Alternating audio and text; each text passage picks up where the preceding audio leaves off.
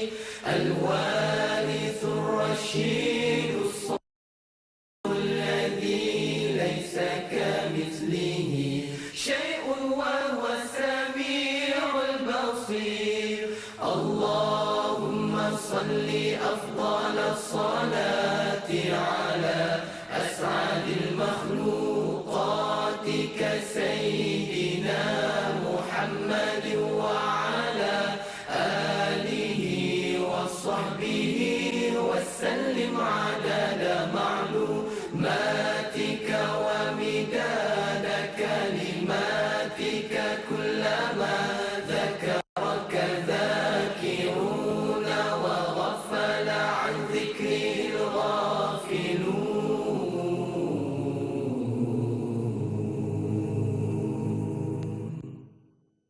Alhamdulillah, bagi Allah selayaknya nama-nama dan sifat yang agung lagi mulia. Alhamdulillah, para penonton sekalian, hari ini kita akan sambung pengajian kita dan bagaimana kita dapat lihat tadi sama-sama kita dapat bacakan Asmaul Husna. Hari ini kita akan fokuskan kepada 4 nama dan juga sifat Allah yang agung, iaitu yang pertama kita akan bincangkan tentang Ar-Razzaq, Al-Fattah, Al-Alim dan juga Al-Qabid. Cumanya mungkin ada soalan nak diajukan kepada Al-Fadhil Ustaz sekejap lagi. Mungkin doktor nanti juga soalan daripada anda semua. Caranya macam mana kalau nak tanya hadari? Mudah sangat. Anda boleh sahaja hubungi 0377261603 ataupun boleh terus tinggalkan soalan anda di ruangan komen di Facebook rasmi kami iaitu Tanyalah Ustaz TV3. Baiklah, dengan lafaz Bismillahirrahmanirrahim, mungkin doktor ada sesuatu yang doktor nak sampaikan sebagai pembuka majlis kita ataupun pembuka program kita pada pagi ini. Jadi silakan doktor. Baik, terima kasih. Assalamualaikum warahmatullahi wabarakatuh. A'udzubillahi minasyaitonirrajim. Bismillahirrahmanirrahim. Alhamdulillahi Rabbil Alamin. Nahmaduhu wa nasta'inuhu wa nastaghfiruh wa natubu ilaih. Wa na'udzu billahi min syururi anfusina wa min sayyiati a'malina. Man yahdihillahu fala mudhillalah wa man yudlil fala hadiyalah. Ashhadu an la ilaha illallah wahdahu la syarikalah wa ashhadu anna Muhammadan abduhu wa rasuluh wa nusalli wa nusallim ala nabiyil amin wa ala alihi wa sahbihi ajma'in. Rabbi syrah li sadri wa yassir li amri wa hlul 'uqdatam min lisani yafqahu qawli, amma ba'd. Terima kasih sekali lagi dan yang hadari. Alhamdulillah. Dan seterusnya para penonton muslimin dan muslimat yang dirahmati Allah Ta'ala sekalian. Alhamdulillah, sama-sama kita panjatkan kesyukuran kita kepada Allah Subhanahu wa Ta'ala kerana pada pagi yang berbahagia ini dah 16 Rejab sekejap ya waktu berlalu kan. Lepas ni masuk Syaban, kemudian Ramadan. Jadi alhamdulillah, mudah-mudahan kita sentiasa berada dalam rahmat, mendapat rezeki yang berpanjangan di sisi Allah Subhanahu wa Ta'ala. Dan insya-Allah pada pagi ini kita nak bincang 4 lagi nama-nama Allah Ta'ala yang indah, yang menunjukkan kesempurnaan sifat-sifat Allah Subhanahu wa Ta'ala yang maha agung, yang maha tinggi. Iaitu yang pertama sekali itu Ar-Razzaq, Al-Fattah, Al-Alim, Al-Qabid. Jadi kita mulakan dengan Ar-Razzaq. Ar-Razzaq ni iaitu maksud dia yang maha pemberi rezeki. Jadi Ar-Razzaq iaitu dengan sirah mubalaghah, fa'al, iaitu yang sangat-sangat banyak memberi rezeki, sehingga kan menunjukkan kepada kita bagaimana banyaknya Ar-Razzaq tu menunjukkan banyaknya rezeki yang Allah Ta'ala kurniakan dan banyaknya makhluk Allah Ta'ala, hamba Allah yang mendapat rezeki. Sebab itu kalau kita lihat dalam Al-Quran ni, perkataan ar-rizqu itu sendiri ada 123 kali diulang oleh Allah dalam Al-Quran. Nak menunjukkan di situ, menunjukkan banyak rezeki yang Allah Ta'ala kurniakan. Syekh Sya'rawi dia kata rezeki ni apa? Bila kita sebut tentang rezeki kan, biasanya orang bila sebut tentang rezeki dia duk ingat harta je. Ada orang nampak duit je. Duit, benda boleh makan, itu je rezeki. Sebenarnya Syekh Sya'rawi dia kata rezeki itu setiap sesuatu yang kita ambil manfaat daripada dia. Itu nama rezeki. Kalau benda tak manfaat, dia tak panggil rezeki. Itu kata Syekh Sya'rawi. Dan Ibnu Athir dia kata bahawa Allah Ta'ala yang cipta rezeki, Allah yang bagi rezeki pada makhluk, dan Allah yang jamin tersampainya rezeki kepada semua. Ini hari ini orang risau sangat pasal rezeki. Kan? Sebab apa? Sebab dia tak kenal Allah itu Ar-Razzaq. Kalau dia kenal Allah Ar-Razzaq, dia tak risau. Tugas dia usaha saja. Allah Ta'ala jamin rezeki bagi dia. Sebab itu Ibrahim Adham ada satu cerita, bila mana dia tengok ada seorang ni muka dia monyok aja. Dia panggil duka cita, sedih, nampak muka pun tahu macam mana keadaan dia kan. Lalu Ibrahim Adham tanya kepada dia berapa soalan dia tanya dia. Iaitu dia tanya bahawa apakah, aku nak tanya kamu, apakah perkara yang berlaku di atas dunia ini di luar daripada takdir Allah? Dia kata tak, semua mengikut ketentuan Allah Ta'ala. Itu yang pertama. Yang kedua, iaitu apakah rezeki yang kau dapat ini kurang daripada apa yang sudah ditentukan oleh Allah Subhanahu Wa Ta'ala? Dia kata tak, memang apa yang Allah tentu. Makna orang kita sebenarnya dia faham. Tetapi penghayatan itu dia tak rasa. Keyakinan tu dia tak rasa, dia tak masuk dalam hati sanubari tu. Sebab tu dia jadi satu macam, jadi putus asa. Jadi dia rasa macam dialah kecewa. Dialah paling malang di atas dunia ni. Tambah-tambah dalam musim kita kata COVID-19 yang belum berakhir ni, ada yang kena buang kerja, ada yang gaji separuh, ada yang dia rasa seolah-olah macam dah tak ada rezeki. Sedangkan rezeki tetap ada. Sebab itu kalau kita lihat, orang bertanya kepada Al-Hasanul Basri. Hasan Basri meninggal tahun 110 Hijrah. Orang tanya dia tentang bagaimana kau boleh hidup dalam keadaan dunia ni zuhud, tidak meletakkan dunia yang betul-betul dalam hati ni. Macam mana? Dia kata apa? Alimtu anna rizqi la ya'khudhuhu ghairi. Aku tahu bahawa rezeki yang Allah bagi kat aku, orang lain tak boleh ambil. Rezeki aku lah. Dan dia memang diperuntukkan untuk dia. Ya, maka ketika itu hatiku jadi tenang. Allah. Itu yang pertama. Yang kedua dia kata, aku mengetahui alimtu anna amali la yaqumu bihi ghairi. Aku tahu amalan-amalan aku, perkara yang aku perlu buat, maka orang lain tak akan buat. Maka aku berusaha bersungguh-sungguh. Itu yang kedua. Yang ketiga dia kata bahawa aku mengetahui Allah Ta'ala sentiasa mengawasi aku, maka aku malu untuk melakukan maksiat kepada Allah Ta'ala. Itu yang ketiga. Yang keempat dia kata wa'alimtu annal maut yantadhiruni. Aku tahu, aku yakin mati sentiasa menungguku, maka aku bersedia. Fa'adatu azad liliqa'i rabbi. Aku bersedia dengan bekalan-bekalan untuk bertemu dengan Allah Subhanahu Wa Ta'ala. Jadi di situ kita lihat bagaimana terpancarnya satu ketenangan yang ada dalam diri. Bila mana apa? Bila mana dia yakin rezeki itu datang daripada Allah Subhanahu Wa Ta'ala. Allah yang menetapkan rezeki seseorang. Dia tak lari rezeki. Cumanya cara nak dapat rezeki itu ada pelbagai cara lah. Antaranya usaha. Usaha itu tak boleh duduk saja. Tak boleh duduk saja. Kan itu dipanggil sebab musababnya. Allah Ta'ala perintah benda itu. Kan famshu fi manakibiha wa kulu min rizqi wa ilaihin nusyur. Kan bertebaral di atas muka bumi ini, ada juga makan daripada rezeki-rezeki Allah Subhanahu Wa Ta'ala. Makna usaha kena ada. Kan kemudian kadang-kadang rezeki itu datang daripada mana? Datang daripada takwa. Bila mana kita kekuatan takwa kita pada Allah Ta'ala kuat, maka rezeki datang. May yattaqillah yaj'al lahu makhraja wa yarzuqhu. Ni kita ayat ni orang ayat 1000 dinar kan.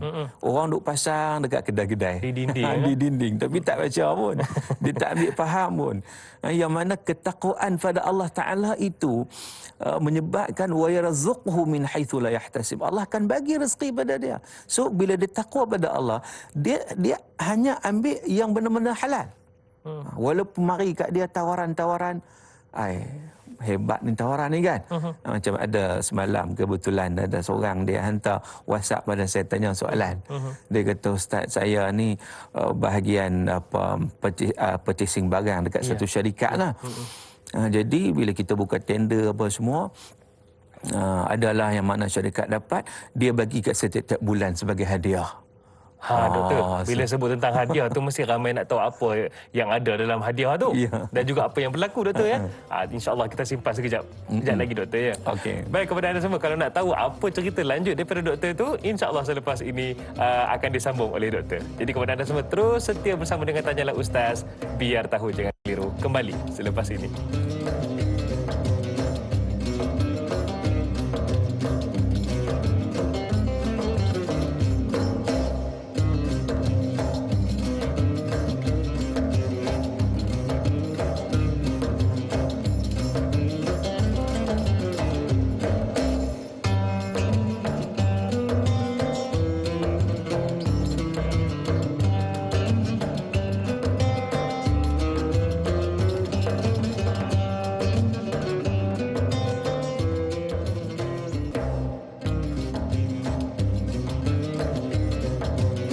Alhamdulillah, tanyalah Ustaz, biar tahu jangan keliru. Hari ini kita bersiaran secara langsung dan kita bincangkan tajuk yang sangat indah iaitu akidah.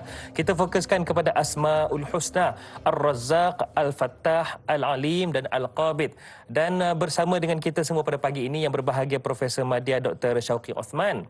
Baiklah, Doktor. Tadi cerita yang apabila seorang tu menghubungi doktor, kemudian dia dapat hadiah. Apa yang berlaku doktor lepas tu?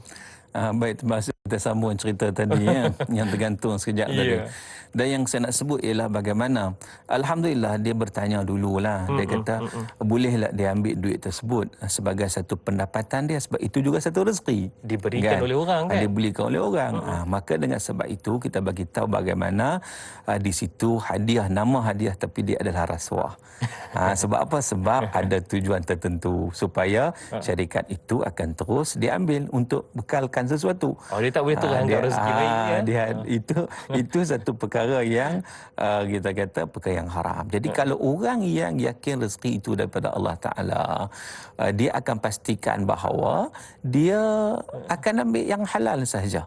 Yang mana-mana haram ini dia akan tolak. Sebab dia tidak memberi kebaikan kepada diri dia. Sebab itu kita lihat bagaimana usaha kita lakukan dengan jalan yang benar, dengan jalan yang sahih. Dan rezeki itu sendiri, dia ada dua sebenarnya.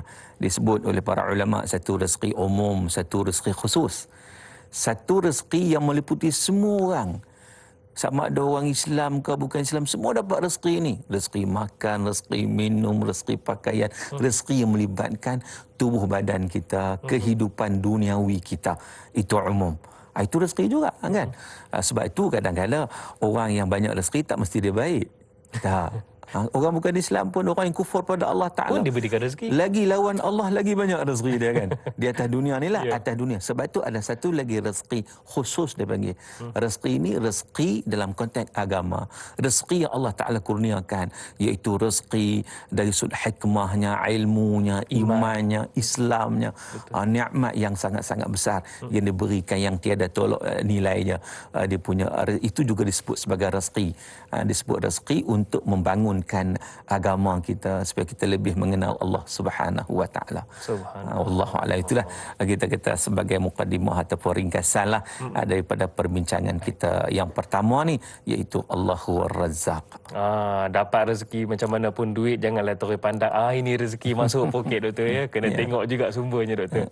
Okey, baik para penonton sekalian dan juga doktor, ada soalan daripada Sal Rasid di Facebook kita ni. Katanya, adakah Ar-Razzaq itu seakan-akan menunjukkan bahawa segala urusan rezeki adalah urusan Allah Subhanahu Wa Taala kepada setiap makhluknya, sedangkan yang menjadi kewajipan dan urusan manusia adalah menguruskan rezeki, ya, menguruskan rezeki yang diberi dan dapat mengabdikan diri dan beribadah kepadanya. Seperti mana firman Allah yang bermaksud, tidaklah aku jadikan jin dan manusia kecuali supaya beribadah kepadaku. Maksudnya, adakah rezeki itu diberikan untuk kita uruskan dan sepatutnya kita dekat kepadanya. Silakan doktor. Baik, terima kasih kepada soalan yang pertama. Ya betul. Yang pertama sekali, Ar-Razzaq itu mana rezeki itu merupakan urusan Allah Subhanahu Wa Taala. Allah yang menentukan, Allah yang menguruskan. Dan apa tujuan rezeki itu? Apa tujuan Allah Ta'ala berrezeki pada kita? Para ulama menyatakan adalah liyasta'inu bihi ala ibadatih. Dengan rezeki yang Allah Ta'ala bagi, tujuan dia untuk apa? Liyasta'inu bihi ala ibadatih. Untuk dia menggunakannya sebagai pengabdian diri kepada Allah Subhanahu Wa Ta'ala. Memang itu tujuan utama pun kita diciptakan oleh Allah. Disebut dalam surah Az-Zariyat, wa ma khalaqtul jinna wal insa illa liya'budun. Kemudian selepas pada ayat tersebut Allah sebutkan, wa ma khalaqtul jinna wal insa illa liya'budun. Tidak aku ciptakan jin dan manusia kecuali supaya mereka itu mengabdikan diri kepadaku, yakni kepada Allah. Lalu Allah sebut lepas pada tu, ma uridu minhum min rizq. Bukan aku nak rezeki daripada mereka. wa ma uridu an yut'imun. Bukan dan aku tidak minta makanan pada mereka. Sebab apa? Innallahu huwar razzaq dzul quwwatil matin. Allah itulah ar-razzaq yang pemberi rezeki. Maksudnya doktor, Allah tidak minta lain. Sepatutnya kita dapat rezeki, makin banyak rezeki kita dapat, sepatutnya makin dekat kita dengan Allah lah, doktor ya. Ya. Itu sepatutnya. Itu sepatutnya ya. Baik, doktor, kita sangat bertuah kerana ada pemanggil di talian ketika ini yang menanti. Baik, Assalamualaikum. Waalaikumsalam warahmatullahi wabarakatuh. Dan Ustaz. Okey, saya Ismail di Sungai Buloh. Ya, Haji Ismail, silakan dengan soalan Haji. Okey, soalan saya tanya, apakah yang membolehkan kita kaitkan dengan rezeki seseorang? Pepatah orang tua mengatakan rezeki secupak tak akan menjadi sedantang. Itu dia soalan saya, minta pandangan Ustaz. Terima kasih. Assalamualaikum warahmatullahi wabarakatuh. Waalaikumsalam warahmatullahi wabarakatuh. Rezeki secupak takkan menjadi segantang. Itu adalah pepatah Melayu lama. Bagaimana kita boleh relate kan? Mungkin ada sesuatu yang doktor nak tambah baik. Baik, terima kasih kepada Cik Ismail, pemanggil kita yang pertama pada pagi ini. Rezeki secupak tak ada segantang. Ada betulnya dan ada salahnya. Mana kefahamannya itu kena betul. Iaitu kalaulah kita faham rezeki cupak tak gantang, maknanya tak buat apalah, macam mana pun Allah tentukan. Apa hak ada cukup dah. Itu salah. Itu salah. Sebab apa? Sebab kita ditugaskan untuk berusaha. Dan penetapan rezeki itu, ya, kalau Allah tentukan rezeki pada kita banyak itulah, betul lah. Dan satu konsep, betul lah. Secupak tak ada segantang kan, betul. Kan? Satu lagi, kefahaman tu kena jelas supaya jangan dia ambil mudah. Iaitu kalau macam tu, dia jadi Jabariyah. Kita pernah sebut dulu. Akidah Jabariyah satu pegangan yang ditolak. Sebab apa? Sebab dia tidak ada usaha dan ikhtiar. Kena ada usaha dan kena ada, sebab Quran sebut benda tu. Fas'au Allah Taala sebutkan famshu fi manakibiha. Kan? Fa idza qudiyatis salah fantashiru fil ard wabtaghu min fadlillah. Jadi Allah Ta'ala kata, selepas selesai solat, maka bertebaralah kamu di atas muka bumi. Nak pergi cari apa tu? Untuk bekerja, cari rezeki. Mana ini perintah Allah Subhanahu Wa Ta'ala. Betul. Ada sebab musababnya yang perlu kita laksanakan dalam kehidupan dunia kita. Jangan jadi macam Nujum Pak Belalang lah. Cik Kacum ajak pergi cari kerja, dia kata apa, sedangkan ulat boleh duduk dalam batu katanya. Lain pula jadinya. Okey doktor, saya ada soalan daripada saya sendiri yang juga saya fikir ini mewakili para penonton di rumah. Seperti mana firman Allah dalam surah Ali Imran ayat 37, mafhumnya sesungguhnya Allah memberikan rezeki kepada sesiapa yang dikehendakinya dengan tidak dikira. Maksudnya tidak dikira kuantiti dan juga banyaknya itu. Soalan saya, apabila seseorang itu ada sifat hasad dengki dan menjatuhkan orang lain sehingga menyebabkan orang lain tu hilang pekerjaan ataupun hilang punca pendapatan kerana dirinya. Bahkan dirinya itu semakin lama semakin bertambah pula dapat itu dan ini. Adakah orang yang ini seperti ini, hasad dengki ini dikira sebagai orang yang tak beriman bahawa Allah itu Ar-Razzaq? Ya, jenis manusia yang hasad dengki ni sebenarnya dia satu sikap yang merugikan diri sendiri, pertama. Yang keduanya, memang benarlah, sebab kalaulah kita lihat orang yang benar-benar meyakini bahawa Allah Subhanahu Wa Taala Ar-Razzaq, maka dia akan datang kepada dia satu perasaan untuk dia tidak hasad dengki kepada orang saat bila mana Allah Ta'ala bagi pada orang lain itu rezeki lebih pada dia. Sebab dia tahu Allah yang kurniakan. Dia tak patutnya berdengki. Sebaliknya bila berdengki, yang pertama dia tak yakin dengan Allah Ar-Razzaq itu. Yang kedua, dia telah menempuh jalan-jalan kebinasaan. Sebab apa? Sebab dalam hadis Nabi menyatakan bahawa innal hasada ya'kulul hasanat kama ta'kulun narul hatab atau kama qala, iaitu hasad dengki itu dia akan makan segala amal-amal kebajikan, amal soleh yang dibuat seumpama api yang makan kayu api. Habis sikit dia keluar hancur, rugi saja. Atas dunia nampak macam dia peroleh banyak, tetapi hak dia peroleh itu hanyalah kerugian. Itu dia. Kena betul-betul yakin Allah itu Ar-Razzaq dan jangan menjatuhkan orang lain. Baik doktor, ada pemanggil di talian, Haji Omar Abdul Majid. Assalamualaikum. Waalaikumsalam warahmatullahi wabarakatuh. Dai Hadari dan juga Profesor Madya Dr. Muhammad Suki Osman, dia betul saya Omar Abdul Majid dari Pelda Cini Timur 3 Pekan Fahang. Assalamualaikum Ustaz dan Da'i. Waalaikumsalam warahmatullahi wabarakatuh. Lama benar tak dengar suara ok. Dan saya pun lama tak dapat Da'i bersiaran ya, Da'i Hadari. Alhamdulillah. Alhamdulillah. Silakan. Sihat, ya? Ya Alhamdulillah sihat. Doktor sihat ya? Ya, Alhamdulillah. Jadi soalan saya begini, doktor. Semua orang tahu rezeki itu Allah yang beri. Ada budak-budak sekolah darjah 1 pun dia tahu ni. Ni doktor. Jadi persoalannya, kadang-kadang kita mendapat rezeki ini yang was-was, doktor. Halal ke haram ke? Contoh, saya beri contoh tuan ni doktor ya, mengenai simpanan wang ataupun pelaburan kita.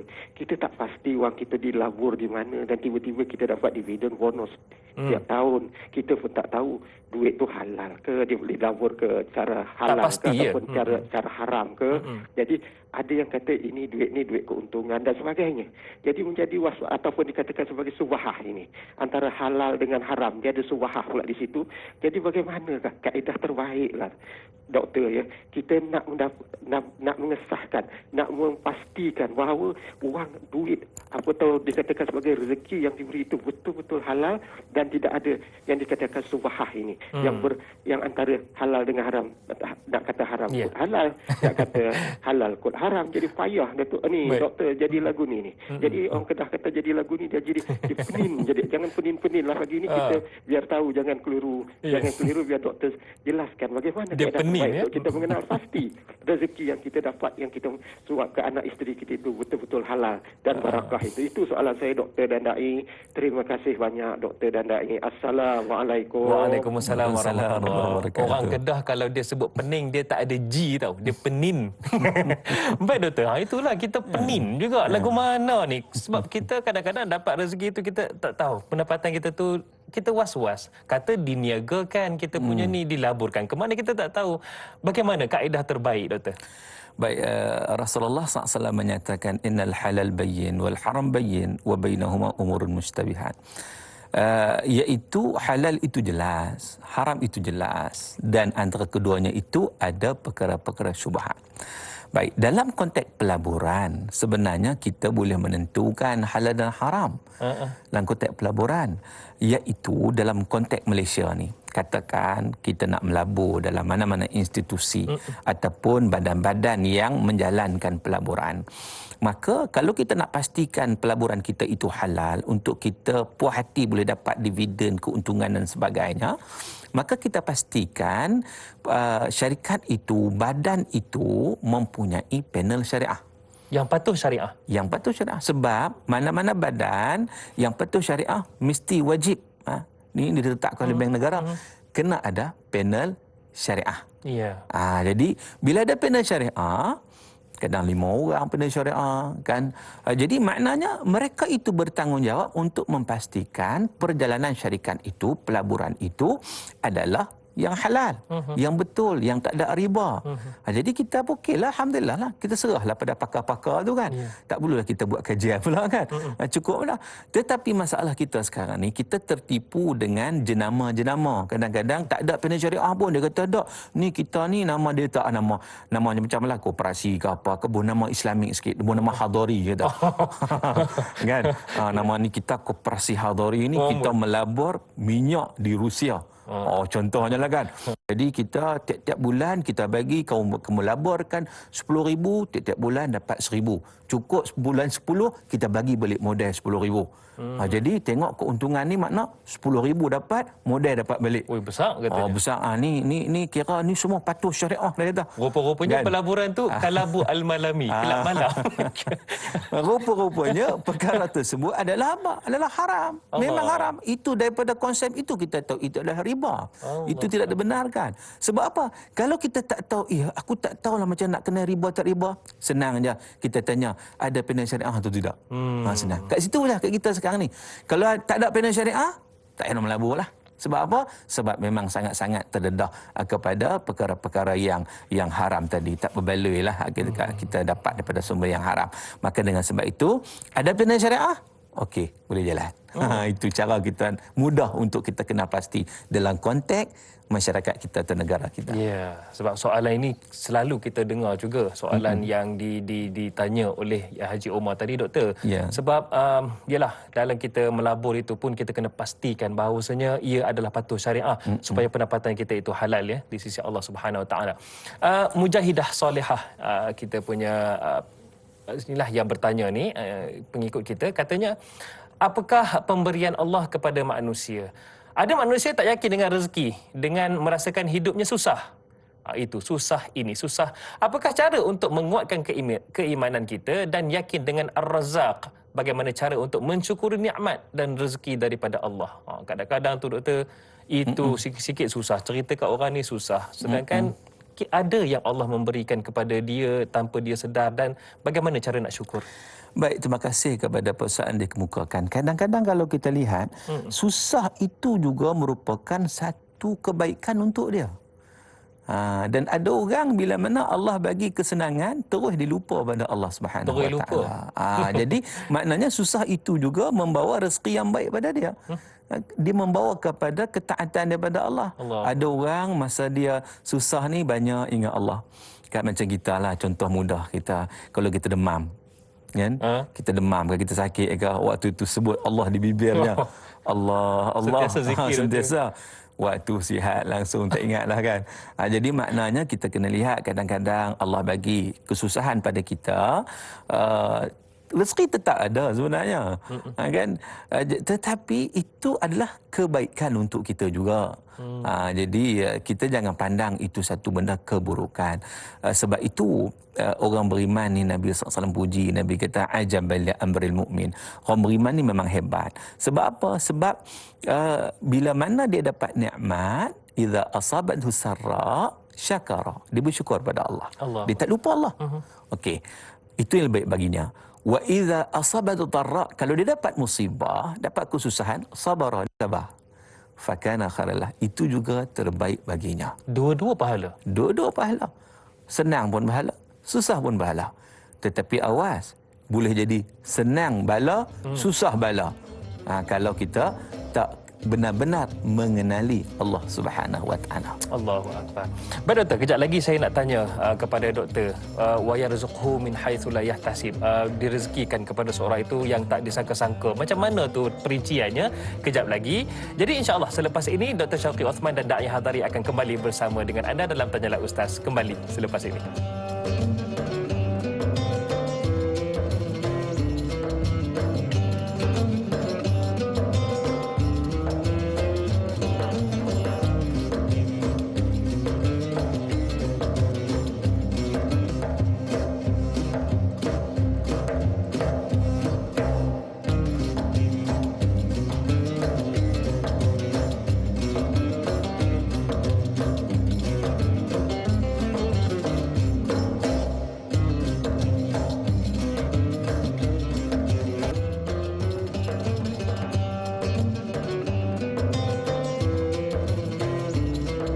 Alhamdulillah, kembali bersama dengan Tanyalah Ustaz, biar tahu jangan keliru. Anda ada yang tak ke mana-mana tu, tambah-tambah adik yang muda pun menonton kita. Sambil-sambil nak tunggu next paper, kertas peperiksaan seterusnya untuk SPM tu, sempat lagi hari ini tonton Tanyalah Ustaz, biar tahu jangan keliru. Alhamdulillah, hari ini saya Da'i Hadari bersama dengan yang berbahagia Profesor Madya Dr. Syauqi Osman. Kita bincangkan akidah, yang mana kita fokuskan Asmaul Husna, iaitu yang pertama Ar-Razzaq, baru tadi kita bincangkan, kemudian Al-Fattah, Al-Alim dan juga Al-Qabid. Baik, sebelum kita nak langkah ke Al-Fattah ni Doktor, soalan yang saya tinggalkan tadi, bagaimana Doktor perinciannya? Silakan Doktor. Ya. Soalan belum tanya lagi. Okey, saya terlupa. Tadi katalah Doktor kita sebut tentang wa yarzuqhu min haitsu la yahtasib. Yang bermaksud diberikan rezeki tanpa kita tahu. Tiba-tiba datang. Kadang-kadang tu kita tak sangka-sangka ia datang. Biar betul. Bagaimana Doktor untuk perincian bahawasanya Allah Subhanahu Wa Taala itu sangat mengasihi hamba-Nya? Baik, kalau kita lihat kepada ayat Allah Subhanahu Wa Taala sebut, Allah Taala menceritakan tentang bagaimana orang yang bertakwa kepada Allah Subhanahu Wa Taala. Wa may yattaqillah, sesiapa yang bertakwa kepada Allah, yaj'al lahu makhraja, Allah jadikan baginya exit dalam sebarang masalah. Ada jalan keluarnya, ada makhraj. Itu ada jalan keluar. Ada makhraj. Baik. Dan bukan sekadar itu, wa yarzuqhu min haitsu la yahtasib. Allah Taala akan bagi rezeki kepada dia daripada sumber-sumber yang dia pun tak sangka-sangka. Betul. Kan? Allah Taala akan bagi rezeki dia bi ghairi hisab. Mana apa rezeki Allah bagi ni tidak terhitung banyaknya yang diberikan oleh Allah Taala. Sebab apa? Sebab kalau kita lihat sememangnya antara sebab-sebab membawa kepada rezeki pada Allah Subhanahu Wa Taala adalah takwa pada Allah. Sebab siapa yang bertakwa pada Allah Taala, Allah bagi rezeki, dan rezeki itu dalam kita sebut bukan sekadar harta. Betul. Kita kena ingat yang tu. Ada orang ada rezeki harta tapi hati tak tenang. Hati tak tenang, jiwa tak tenteram. Jadi maknanya dia tetap mendapat kerugian. Jadi walaupun orang ni harta tak banyak tapi hatinya tenang, jiwanya tenteram, maka itu satu rezeki. Kesihatannya baik, itu satu rezeki. Anak-anak tak jadi masalah, itu satu rezeki. Ada orang duit cukup banyak, berjuta-juta, tapi lintang pukang hidupnya. Betul, dia sendiri dah masalah, keluarga masalah, kenderaan dah masalah, semua masalah. Hari-hari itu dia duduk fikir, duduk pening kepala. Tempat kerja masalah, balik rumah macam-macam. Jadi penin tadi kan, penin. Penin. Penin tadi. Jadi itu, maka dengan sebab itu takwa pada Allah Subhanahu Wa Taala itu antara sebab untuk meraih rezeki. Sebab itu juga selain pada itu istighfar. Sebagaimana Nabi Nuh AS sebut, dirakamkan oleh Allah Al-Quran, faqultu istaghfiru rabbakum innahu kana ghaffara yursilis sama alaikum midrara, dan seterusnya. Beristighfar kepada Allah Taala, Allah akan datangkan pelbagai bentuk rezeki dalam keadaan kita kata hujan yang menyuburkan tanaman, anak-anak, harta yang banyak dan seumpamanya. Maka itu juga merupakan perkara-perkara yang kita perlu buat. Dua benda kita dapat. Kita mendekatkan diri pada Allah Subhanahu Wa Taala dan kita dapat kebaikan di dunia ini. Ada sahabat saya, doktor, mula-mula PKP dulu, beliau kehilangan kerja dan amat sedih. Dan setelah itu dicadangkan oleh ramai sahabat yang lain termasuk saya juga untuk beliau ceburi bidang perniagaan. Katanya alhamdulillah pendapatan beliau sekarang ni daripada perniagaan yang beliau ceburi lebih daripada gaji ketika beliau bekerja dulu. Wa yarzuqhu min haitsu la yahtasib. Subhanallah. Baik, doktor, ada pemanggil di talian ketika ini. Assalamualaikum. Waalaikumsalam warahmatullahi taala wabarakatuh. Apa khabar Naim dan Ustaz dan kru-kru semua, doakan semua selamat insya-Allah. Bila kita hilangkan COVID-19 ini, hilanglah penyakit ini. Insya-Allah. Tuhan ambil balik insya-Allah. Insya-Allah, Mamu. Ini Mamu ini pernah dari Pulau Pinang, tapi rezeki pada Tuhan saja. Tuhan bagi kat kita rezeki. Tapi kita cari lagu mana pun, rezeki takat tu lah. Tapi kita kena usaha lah. Kalau kita tak usaha, kita duk ingat kata, rezeki nak golek mat, kita nak makan yang tu tak ada. Contoh adalah pada manusia kita ni. Tapi Mamu duk kata, COVID-19 ni main ni, nampak gaya lah mana rezeki ni bertambah pula, bukan susah. Bertambah rezeki Mamu dah berniaga ni, rezeki bertambah. Tapi Mamu kena carilah. Betul. Tapi kadang-kadang tu kita tengok kata tu rezeki bertambah. Dalam Ustaz kata tadi lah. Tapi berserabut, kata tempat berserabut. Tapi kaya. Tapi berserabut. Tapi yang orang susah ni, rasa lapang, hati perut. Elok saja. Yang tu soalan Mamu, tolonglah uraikan, bagilah Mamu rezeki bertambah. Doa-doa kat Mamu. InsyaAllah, amin. Sama-sama doakan kami juga, Mamu. Waalaikumsalam. Waalaikumsalam warahmatullahi wabarakatuh. Itu dia, doktor. Ini situasi yang sebenarnya realiti kehidupan manusia, doktor. Mungkin doktor boleh perincikan bagaimana kita boleh berikan kefahaman kepada semua bahawasanya Allah itu Ar-Razzaq. Memang betul, tapi kita kena usaha. Silakan, doktor. Baik, terima kasih kepada Mamu, orang Penang. Orang Penang kita. Baik, terima kasih atas soalan yang dikemukakan, iaitu tentang bagaimana juga ada orang seolah tak percaya pada Allah Ta'ala, siang malam, pagi, petang cari duit. Betul. Kononnya tak cukup rezeki kan. sampai dia lupa dalam masa yang sama kewajipan dia untuk mentaati perintah Allah. Sedangkan kita sebut tadi bahawa tujuan Allah bagi rezeki untuk apa? Liyasta'inu bihi al-ibadah. Untuk dia menggunakan rezeki-rezeki itu untuk mengabdikan diri pada Allah Ta'ala. Sebab itu saya teringat kepada apa yang disebut oleh Ibnu Athaillah As-Sakandari dalam kitab Hikam. Beliau menyatakan bahawa ijtihaduka fima dhumina laka wa taqsiruka fima tuliba minka dalilun ala intimasil basirati minka. Itu kata-kata Ibnu Athaillah dalam kitab Hikam. Apa makna dia? Dia kata ijtihaduka fima dhumina lak. Usaha kamu yang bersungguh-sungguh, yang terlalu sangat dalam perkara yang dijamin oleh Allah. Wa taqsiruka fima tuliba mink, tetapi perkara yang Allah perintah kepada kamu, Allah minta kepada kamu, kamu cuai, kamu tak ambil berat. Kalau berlaku seumpama itu kepada kamu, dalilun ala intimasil basirati minka, iaitu itu merupakan petanda butanya mata hati seseorang. Allah. Wala'iyadzubillah min dhalik. Jadi, apa yang Allah janjikan dia usaha sungguh-sungguh. Ya, apa yang Allah jamin, rezekilah. Rezekilah. Dia punya pulun, bukan tak boleh pulun, memang kena usaha. Tetapi sampai tahap dia tak yakin rezeki itu daripada Allah. Lalaikan perintah Allah. Sampai dia lalai perintah Allah. Sampai dia tidak ada masa untuk taat kepada Allah Ta'ala.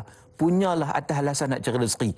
Maka kalau macam tu, itu kata Ibn Athaillah petanda kepada orang yang buta mata hati. Ini satu perkara yang kita mohon perlindungan Allah daripada perkara tersebut. Jadi usaha memang kena usaha, tapi jangan wabtari fima ataqallahul darul akhirah.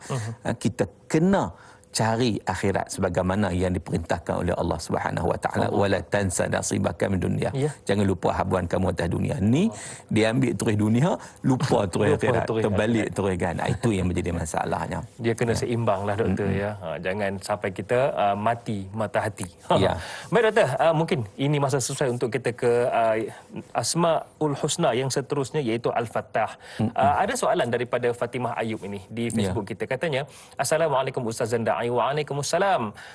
Al-Fattah membawa maksud membuka. Allah itu Maha Pembuka pada apa yang dikehendakinya. Soalannya, adakah Allah membuka setiap pintu hidayah kepada hati yang mati dan berpaling dari agamanya, yakni Islam, yang memperlihatkan ramai dari orang-orang non-Muslim ataupun bukan Islam yang menjadi Muslim pada hari ini? Cantik juga kalau doktor ada contoh daripada zaman Rasulullah SAW. Silakan doktor. Baik, kalau kita, okeylah, oleh kerana soalan yang berkaitan dengan Al-Fattah, jadi kita teruskan perbincangan kita tentang Al-Fattah, iaitu nama Allah Subhanahu Wa Taala yang mulia, Al-Fattah. Yang kalau kita lihat maksud Fattah ni, asal perkataan dia buka lah. Asal perkataan buka, lawan dia tutup. Tetapi maksud Al-Fattah itu sendiri disebut oleh Ibnu Faris bahawa asal perkataan dia itu adalah menunjukkan makna lawan kepada menutup, makna membuka. Itu disebut Maha Pembuka tadi itu. Tetapi makna itu diperluaskan dengan makna menghukumi, menetapkan satu keputusan, memberi hukum dan juga memutuskan hukum. Maka dengan sebab itu, dan Ibnu Athir dia kata nama Allah Al-Fattah juga merujuk kepada membuka pintu-pintu rezeki dan juga rahmat kepada hambanya. Allah buka rahmat kepada hambanya. Jadi daripada situ kita lihat nama Allah Al-Fattah ini boleh kita sebut sebagai ada lebih kurang ada 3 makna daripada Al-Fattah itu. Yang pertama, Allah pemberi keputusan dan hukum yang ditetapkan kepada hamba-hambanya. Itu yang pertama. Yang keduanya adalah Allah membuka pintu rezeki kepada hamba-hambanya. Yang pertama tadi kita lihat Allah Ta'ala penentu sesuatu keputusan, Rabbana ftah bainana wa baina qaumina bil haqq wa anta khairul fatihin.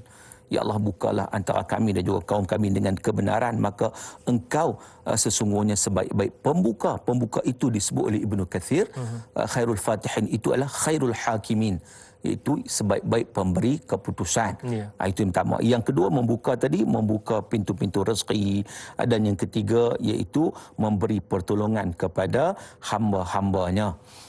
Dan di situ juga kita lihat bagaimana memang Allah Subhanahu Wa Taala dalam konteks yang ditanya tadi, Allah Ta'ala membuka hidayah, memberi hidayah, ya, bagi sesiapa yang dia kendaki. Ya, siapa yang nak hidayah, Allah Ta'ala bagi hidayah. Sebab kadang-kadang timbul satu isu, alang-alang tanya bab-bab ni. Sebab apa? Kalau kita lihat, ada orang tanya, ada orang dia dapat hidayah, ada orang tak dapat hidayah. Sedangkan semua datang daripada Allah. Betul. Allah buka pintu hati kawan ni. Pembuka tadi kan, Allah buka pintu hati, Allah tak buka pintu hati ni. Kalau semua ditentukan oleh Allah, memang kita tak ada daya upaya lah. Itu satu persoalan. Sebenarnya Allah nak buka pintu hati itu, Allah nak bagi hidayah tu sebab apa? Wa huwa a'lamu bil muhtadin. Allah sebut, Allah Maha mengetahui siapa yang nak pada hidayah. Sebab tu Allah bagi. Yang nak pada hidayah. Tapi kalau Allah juga mengetahui ada orang tak mau pada hidayah, maka Allah tutuplah bagi dia, maka dia tidak dapat hidayah. Maka dengan sebab itu sebenarnya pemberian Allah Subhanahu Wa Taala itu, Allah membuka hidayah itu kepada orang yang nak. Sebab itu ketika mana Nabi berdoa, Allahumma a'izal Islam bi ahadil umarain, ya Allah muliakan Islam dengan salah seorang daripada dua Umar. Jadi Umar mana yang nak, Umar mana yang tak nak? Yang nak adalah Umar Al-Khattab radhiyallahu anhu. Dia nak, maka dia dapat hidayah. Maka dia menjadi seorang yang sangat-sangat hebat. Umar Al-Khattab ni pembela Islam. Pembela Islam sampai terkenal sampai sekarang ni. Dia termasuk yang Nabi puji dia, memang hebat. Yang kata Sayyidina Umar, seorang lagi hebat juga pada zaman jahiliah. Tetapi dia tetap memilih kegelapan, iaitu Amr bin Hisham, yang disebut sebagai Abu Jahal, yang akhirnya beliau tewas mati dalam peperangan Badar dalam keadaan dia kufur kepada Allah Subhanahu Wa Taala. Jadi di situ makna Allah akan bagi kepada mereka yang nak, tapi kalau orang tak nak, maka Allah akan tutup pintu-pintu hati dia. Ya. Itu dia. Memang benarlah. Tapi kita kena usaha untuk mendapatkan kebenaran itu, Doktor, ya. Dan kalau kata ada sahabat-sahabat kita ataupun ahli keluarga kita yang mungkin jauh daripada Allah, janganlah kita menyerahkan bulat-bulat pada Allah. Kita kena usaha dulu, Doktor. Dan Allah itu yang Maha memutuskan. Baiklah, Doktor. Kejap lagi ada lagi yang saya nak tanyakan. Mungkin kita akan rehat seketika dan akan kembali lagi selepas ini. Tak apa, Doktor. Masih lagi ada masa. Eloklah saya boleh tanya soalan ni. Surah Saba, ayat yang ke-26. Allah Subhanahu Wa Taala berfirman, a'udzubillahi minasyaitonir rajim. Qul yajma'u bainana rabbuna thumma yaftahu bainana bil haqq wa huwal fattahul alim. Ada perkataan fattah di situ. Yang bermaksud Rabb kita akan mengumpulkan kita semua, kemudian dia akan memberikan keputusan sama ada kita dengan benar, dan dialah Maha pemberi keputusan lagi Maha mengetahui. Doktor, dalam situasi sekarang, kita sering menegur orang lain. Ada yang positif, menerima teguran, dan ada perubahan. Ada juga yang langsung tak terima, bahkan membenci kita pula. Jadi di situ, adakah ia bukti bahawasanya hati seseorang itu sebenarnya Allah yang ada hak untuk fatah, untuk membukanya, dan kita tidak boleh memaksa untuk seorang itu menerima teguran kita? Baik, terima kasih persoalan tersebut. Itu dalam ayat tadi itu, qul yajma'u bainana rabbana thumma yaftah baina bil haqq wa huwal fattahul alim, itu adalah merujuk kepada keputusan yang Allah bagi ketika mana di hari akhirat. Manakala ayat yang tadi ini, rabbana ftah bainana wa baina qaumil haqq, itu lebih kepada kita nak keputusan di atas dunia ni, mana antara kebenaran dan juga kebatilan. Betul. Jadi di situ tugas kita menyampaikan. Tugas kita bukan bagi hidayah. Nabi SAW sendiri, Nabi sampaikan kepada bapa saudara Nabi yang Nabi sangat sayang, iaitu Abu Talib. Tapi Nabi tak boleh buat apa. Sekiranya apabila beliau tidak mahu mengikut mengucap dia kalimah syahadah. Innaka la tahdi man ahbabta walakin Allah yahdi man yasha, kata Allah. Engkau tak boleh bagi hidayah pada siapa yang kau sayang. Sebaliknya, Allah Ta'ala boleh bagi hidayah kepada siapa yang Allah Ta'ala kehendaki. Jadi tugas kita sampaikan. Sebab itu Nabi SAW ketika mana ditentang oleh kaumnya, Nabi kata dengan begitu jelas, Nabi kata, fa in taqbalu minni, ma ji'tukum bihi fahuwa hadzukum fid dunya wal akhirah wa in tarudhu alayya asbil li amrillah hatta yahkumallahu baini wa bainakum. Sekiranya kamu terima apa yang aku bawa ini, maka Islam yang aku bawa ini ianya akan memberi kebaikan pada kamu dunia dan akhirat. Tetapi wa in tarudhu alayya, tapi kalau kamu tolak juga, tak mau terima juga, asbil li amrillah, aku sabar dengan ketentuan Allah, hatta yahkumallah baini wa bainakum, sehingga Allah lah yang bagi keputusan di antara kita. Jadi maknanya kita jangan kecewa, jangan putus asa, kita terus usaha dan kita berdoa dan kita bertawakal kepada Allah Subhanahu wa taala. Kena usaha. Ya, kena usaha. Kena usaha. Jangan kita terus bulat-bulat letak lantaklah nanti Allah bagi-bagilah hidayah kat dia. Tak bolehlah doktor ya. Baiklah, insya-Allah kejap lagi saya akan ada banyak lagi soalan dan kita akan raikan soalan daripada anda semua. Cumanya kita rehat seketika dan kembali lagi selepas ini. Tanyalah Ustaz, biar tahu, jangan keliru.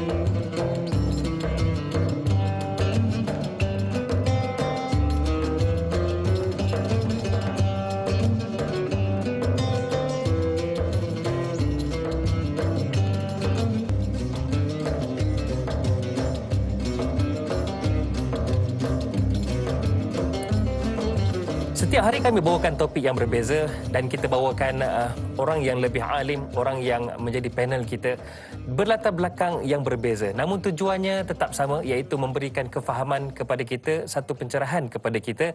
Tanyalah Ustaz, biar tahu, jangan keliru. Dan hari ini alhamdulillah kita dapat manfaat daripada perbincangan kita topik akidah dan kita bawakan Asmaul Husna. Sebentar tadi telah selesai kita bincangkan tentang Ar-Razzaq dan kini kita berada dalam perbincangan mengenai Al-Fattah bersama dengan yang berbahagia Profesor Madya Dr. Syauqi Othman. Baiklah Doktor, tapi sebelum tu kepada anda semua, kalau ada soalan nak diajukan macam mana Da'i Hadari nak tanya soalan ni, boleh saja hubungi kami di 0377261603 ataupun boleh tinggalkan soalan anda yang pagi-pagi tu tengok Facebook tu, boleh tinggalkan soalan anda di ruangan komen di Tanyalah Ustaz TV3. Itu dia page Facebook rasmi kami, insya-Allah.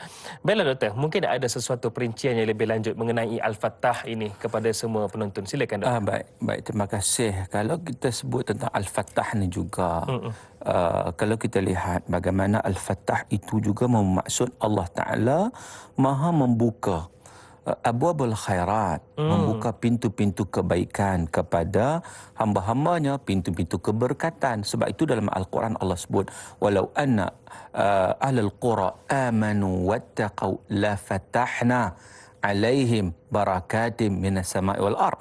Kata Allah, kalaulah penduduk itu, masyarakat itu, mereka itu beriman dan bertakwa kepada Allah, la fatahna alaihim, nescaya kami akan buka al-barakat. Bukan satu berkat je, barakat. Keberkatan yang banyak. Apa maksud barakah? Barakah maksud az-ziyadatu fil khair. Ziyadatul khair, makna kebaikan-kebaikan yang banyak. Ya Allah bagi apa? Langit dan bumi Allah Ta'ala akan bagi. Tapi dengan syarat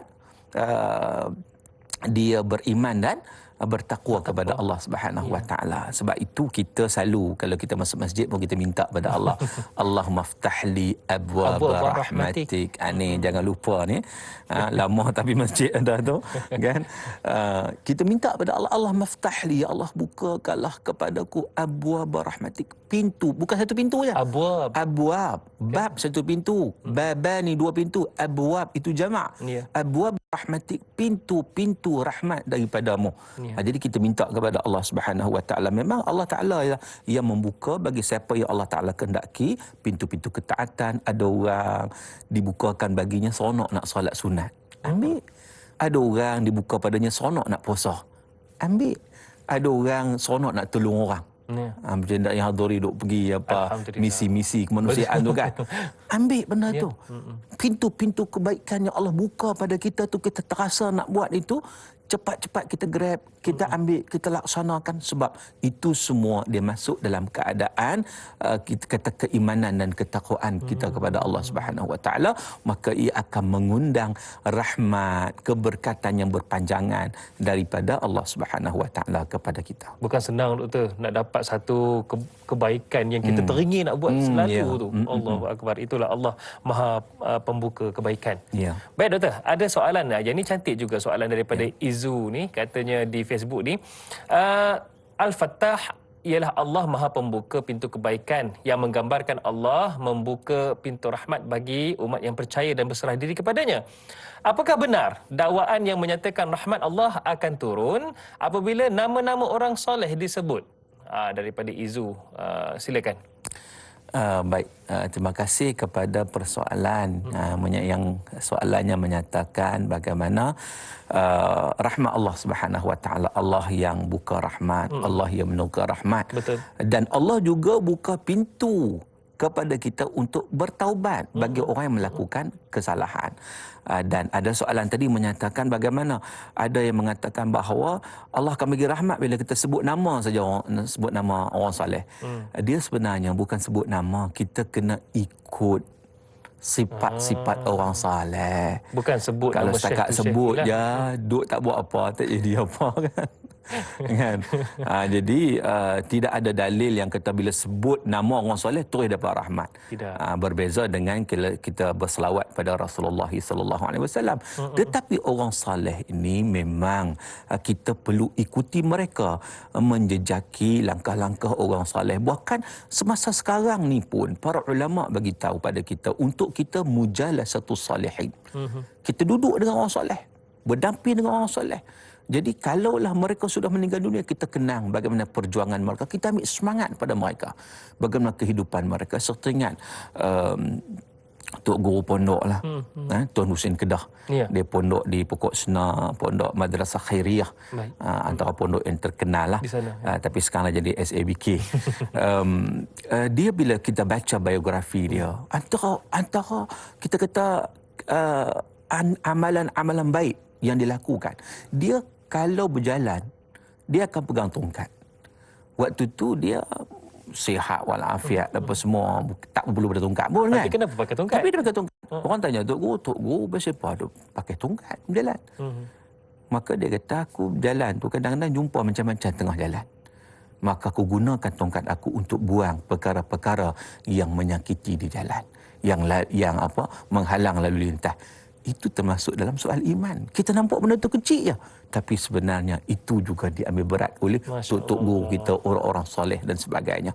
Maka di sinilah yang kita, bila kita nak sebut nama, okeylah sebut nama dia orang, ambil balik pengalaman dia orang, tengok biodata, tengok sejarah perjuangan, tengok keimanan, warak mereka, takwa mereka pada Allah.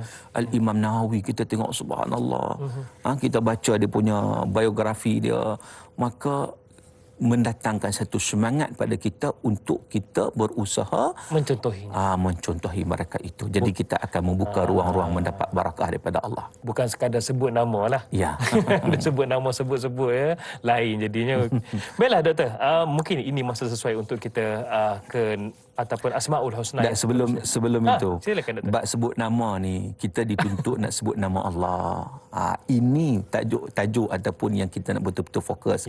Kita takut kalau sebut nama orang ni, takut dia jadi lain pula kan. Sebab tu nama yang perlu kita sebut adalah Ya Fattah.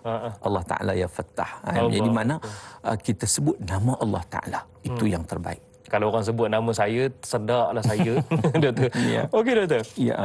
Al-Alim. Allah berfirman dalam surah Al-Hijr ayat yang ke-86, mafhumnya sesungguhnya Tuhanmu dialah Al-Khaliq yang Maha mencipta lagi Maha mengetahui. Al-Alim. Bagaimana doktor perincian Al-Alim itu? Baik, Allah Subhanahu Wa Taala Al-Alim. Al-Alim, alim ni daripada perkataan ilmu lah. Allah Taala Maha mengetahui. Jadi dia perkataan ilmu. Ilmu ni lawan dia jahil lah. Jadi Allah Subhanahu Wa Taala, nama Allah Al-Alim mengandungi makna pengetahuan yang sempurna dan menyeluruh. Pengetahuan Allah Ta'ala tidak didahului oleh sebarang kejahilan dan tidak diakhiri dengan sebarang kelupaan. Itu berbeza dengan kita lah. Kita juga ada ilmu juga, tetapi kita lupa banyak daripada ingat. Kan?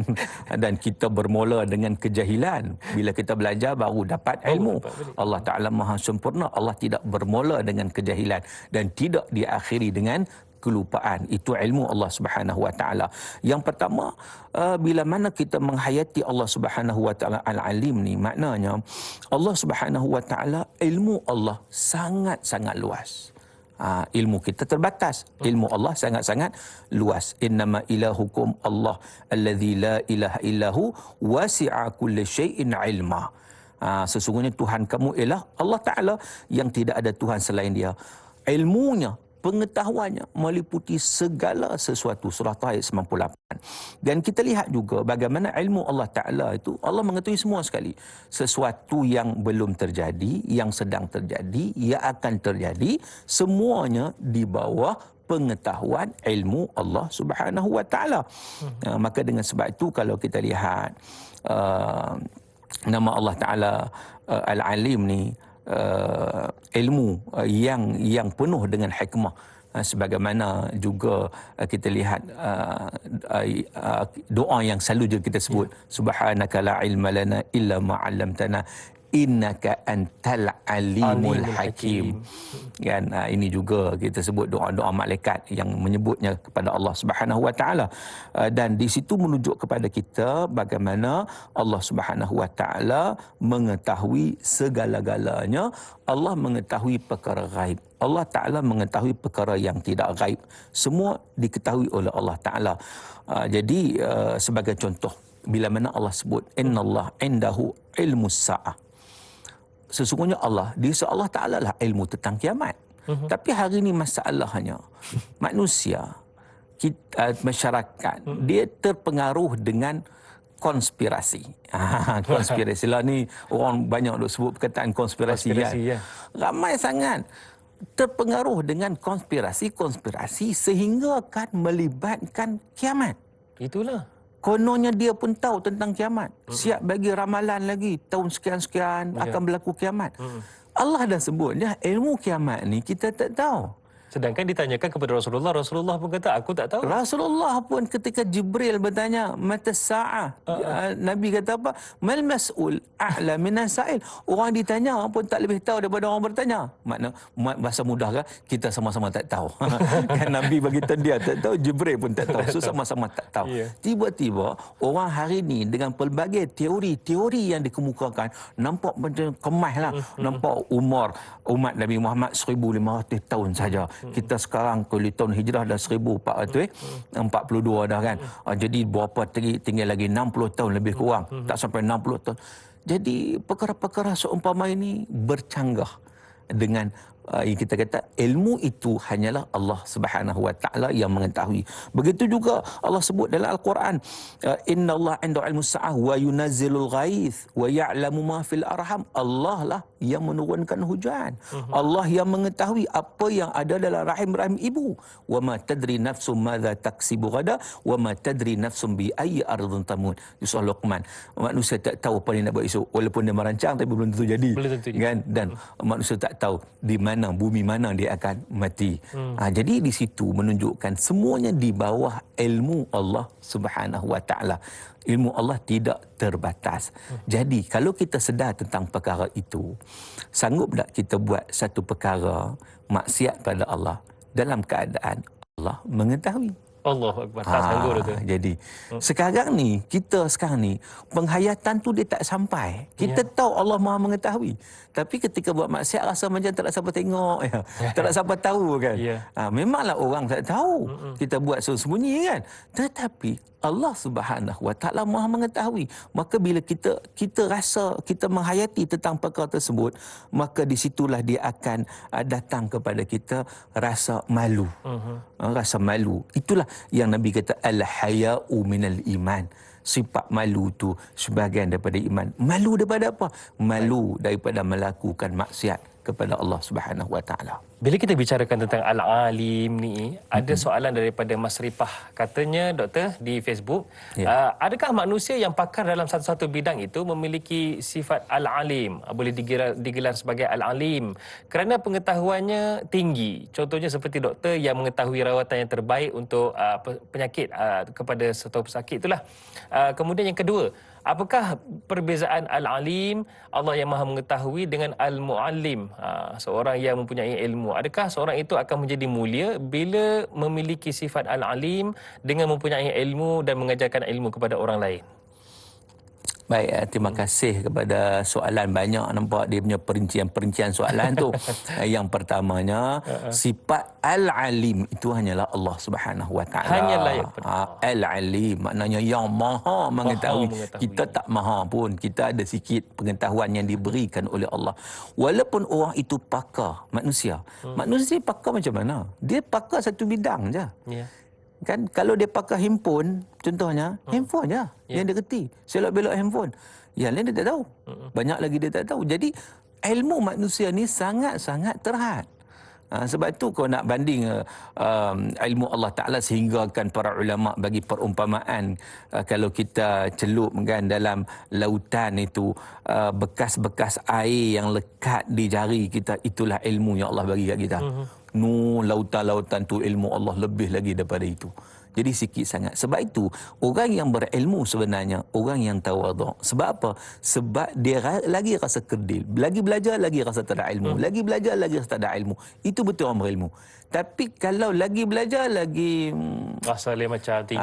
Rasa kira besar, besar diri kan.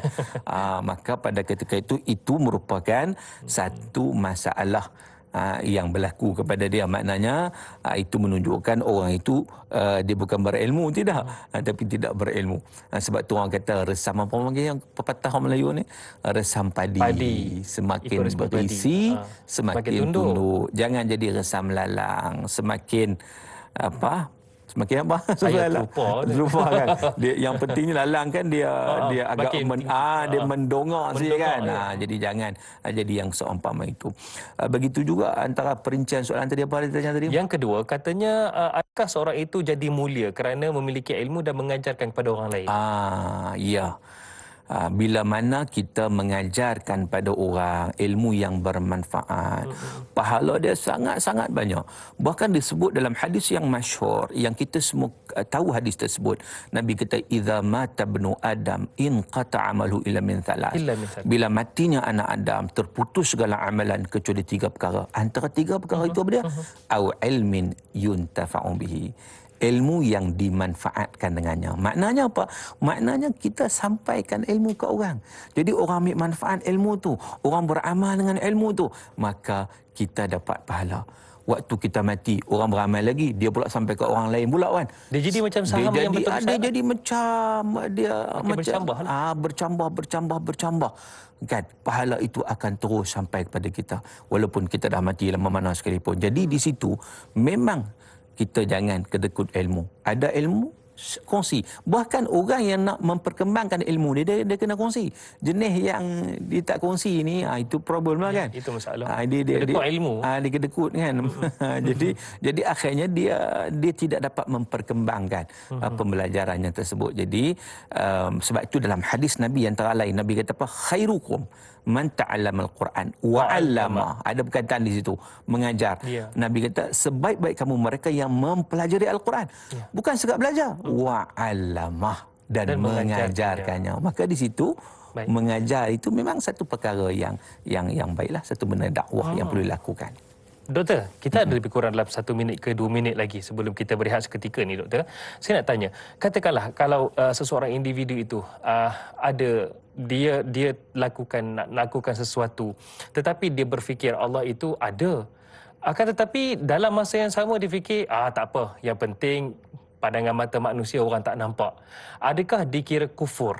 Sedangkan Allah itu Al-Alim, Allah tahu yang dia ni nak buat sesuatu. Dan adakah Allah tahu sehingga ke pelusuk hatinya? Silakan, doktor. Baik, Allah Subhanahu Wa Taala mengetahui semua zahir dan juga batin. Lintasan hati pun Allah tahu, semua Allah tahu. Kan? Jadi bagi orang tadi ni persoalan adakah dia kufur? Jawapannya tidak kufur sebab dia tahu dia tak tolak Allah Taala, tetapi masalah diri dia. Dia terpengaruh dengan godaan-godaan syaitan, nafsu. Walaupun dia tahu salah. Biasanya orang yang buat salah yang dia tahu salah ni, dia dipanggil nafsu, dia panggil nafsu lawamah. Nafsu lawamah ni maknanya dia buat salah, lepas tu teringat balik, Allah silaplah aku buat. Lepas tu esok buat balik. Kan? Tapi dia mencela balik diri dia. Dia tidak kufur. Bukan kufur. Sebab kalau kufur ni dia menolak langsung sifat-sifat Allah, seolah Allah tak wujud. Baik. Allah tak ada. Itu lainlah kan. Tapi sekarang dia tak tolak, cuma terlajak juga, dia tetap buat juga, ikut nafsu, kalah dengan hawa nafsu. Jadi kena taubatlah. Ya. InsyaAllah. Baiklah doktor, kita akan rehat seketika dan kepada anda semua kita akan tutup di TV3 dan akan ada sambungannya di TV9. Jadi jangan ke mana-mana, ada lagi satu asma Allah iaitu Al-Qabid selepas kita rehat seketika, dan kepada anda semua nantikan selepas ini Tanyalah Ustaz, biar tahu jangan keliru. Jumpa lagi. Kejap.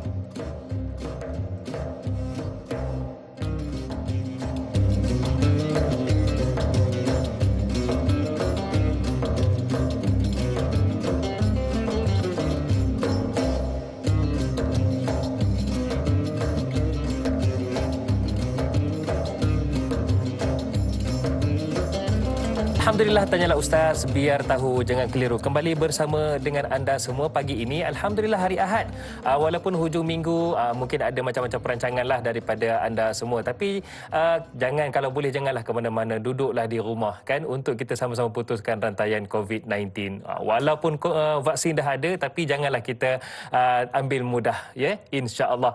Baiklah para penonton sekalian, hari ini Tanyalah Ustaz, biar tahu jangan keliru bersama dengan saya Da'i Hadari, dan kita masih lagi bersama dengan yang berbahagia Profesor Madya Dr. Syauqi Osman, dan kita ada perbincangan yang menarik berkaitan dengan akidah, yang mana kita bicarakan tentang Asmaul Husna, nama-nama Allah dan sifat Allah yang Maha Agung lagi mulia, Ar-Razzaq, Al-Fattah dan juga Al-Alim. Dan insya-Allah sekejap lagi kita akan masuk dalam topik Al-Qabid. Cumanya doktor, ini soalan daripada saya sendiri berkaitan dengan isu semasa lah. Ramai juga yang pernah terfikir perkara ni.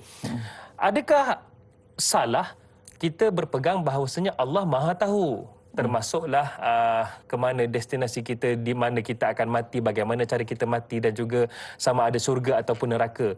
Jadi kalau macam tu doktor, tak perlulah kita usaha sungguh-sungguh jadi lebih baik dari semasa ke semasa. Apa pendapat doktor?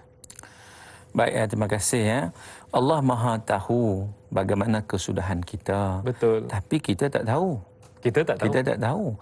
Jadi ia tidak menafikan usaha kita untuk kita menjadi baik. Sebab kalau kita tidak berusaha untuk menjadi seorang hamba Allah Subhanahu Wa Taala yang beriman, bertakwa, beramal soleh, maka pada ketika itu kita layak untuk menerima apa yang dibalas oleh Allah Subhanahu Wa Taala.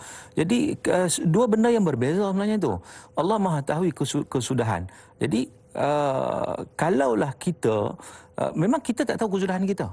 Kita tak tahu. Betul. Sebab tu kita tak dituntut untuk mengetahui besar pada akan datang. Tapi kita dituntut untuk melakukan apa tanggungjawab kita yang perlu dilaksanakan. Sebab apa Allah mengetahui? Sebab itu menunjukkan kesempurnaan Allah, kebesaran Allah, kesempurnaan Allah Taala. Allah tahu semua. Kan? Kita belum buat lagi, Allah tahu dah. Soalan begitu kan? Ya. Begitu jelas. Tetapi tak bermakna apa yang kita buat itu dipaksa oleh Allah. Kadang-kadang orang silap faham dekat sini. Allah tahu dah dia ni ahli syurga. Allah tahu dah dia ni ahli neraka. Aku buat macam mana? Aku dah ditentukan oleh Allah ahli neraka. Bukan begitu. Allah Ta'ala tidak paksa dia jadi ahli neraka, tidak. Allah bagi peluang kepada dia. Tetapi dengan ilmu Allah, Allah sudah mengetahui. Okey, sebagai contoh mudah, kadang-kadang orang bab-bab ni dia payah saya nak faham kan. Dia begini ya. Contoh kita ambil contoh manusia lah, senang kan. Cikgu di sekolah. Baik. Okey. Dia kenal anak murid dia ni kan. Ali Abu Ahmad. Oh, 3 orang kan. Ali Abu Ahmad. Dia kenal anak murid ni, kenal sangat. Ali ni waktu rehat dia akan pergi library. kaki baca buku. Abu ni waktu rehat dia pergi pusat sumber. Kan? Ahmad ni Ali Abu Ahmad ni dia pergi kantin. Makannya. Tengok badan pun sedap kan. jadi satu hari adalah buat bancian sikit. Pukul 8 pagi guru Suamai tanya, cikgu, maka lagi waktu rehat lagi tolong catik sekejap ni, Ali pergi mana, Abu pergi mana, Ahmad pergi mana. Nak buat bancian sikit lah untuk murid-murid ni kan. Cikgu tak perlu tunggu waktu rehat lagi dah. Cikgu waktu pukul 8 pagi dia boleh tulis, oh Ali library. Oh Abu dia tulis siap-siap dah. Abu ni pergi mana? Abu ni pergi pusat sumber. Ahmad kantin. Baik, persoalannya cikgu ni macam dia boleh tulis? Benda tak berlaku lagi. Sebab dia sudah mengetahui. Tapi dia paksa tak Ali nak kena pergi library? Dia tak paksa. Dia tak paksa. Ali pilih sendiri nak pergi library. Abu pilih sendiri nak pergi pusat sumber. Ahmad pilih sendiri nak pergi kantin. Dia tak paksa, tapi dia sudah mengetahui. Itu berlaku konteks manusia. Itu manusia sama manusia. Allah Subhanahu Wa Taala memang mengetahui kesemua sekali perjalanan hidup kita, tapi Allah paksa tak kita untuk jadi ahli neraka? Tidak. Allah bagi peluang supaya kita memilih. Kalau nak syurga, ini jalan dia.